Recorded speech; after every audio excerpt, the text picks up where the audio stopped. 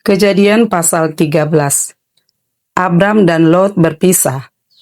Maka pergilah Abram dari Mesir ke tanah Negeb dengan istrinya dan segala kepunyaannya, dan Lot pun bersama-sama dengan dia.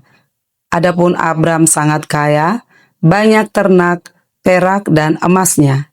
Ia berjalan dari tempat persinggahan ke tempat persinggahan, dari tanah Negeb sampai dekat Betel, di mana kemahnya mula-mula berdiri, antara Betel dan Ai, ke tempat mezbah yang dibuatnya dahulu di sana. Disitulah Abram memanggil nama Tuhan. Juga Lot yang ikut bersama-sama dengan Abram mempunyai domba dan lembu dan kemah. Tetapi negeri itu tidak cukup luas bagi mereka untuk diam bersama-sama, sebab harta milik mereka amat banyak, sehingga mereka tidak dapat diam bersama-sama. Karena itu, terjadilah perkelahian antara para gembala Abram dan para gembala Lot. Waktu itu orang Kanaan dan orang Feris diam di negeri itu. Maka berkatalah Abram kepada Lot, "Janganlah kiranya ada perkelahian antara aku dan engkau, dan antara para gembalaku dan para gembalamu, sebab kita ini kerabat. Bukankah seluruh negeri ini terbuka untuk engkau? Baiklah, pisahkan dirimu daripadaku. Jika engkau ke kiri, maka aku ke kanan. Jika engkau ke kanan, maka aku ke kiri."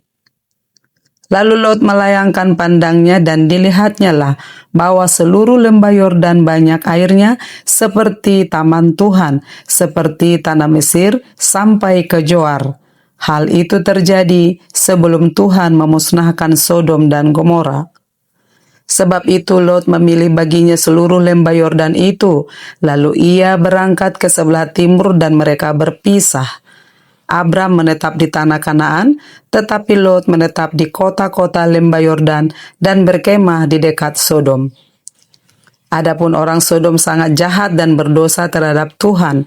Setelah Lot berpisah daripada Abram, berfirmanlah Tuhan kepada Abram, "Pandanglah sekelilingmu, dan lihatlah dari tempat engkau berdiri itu ke timur dan barat, utara dan selatan.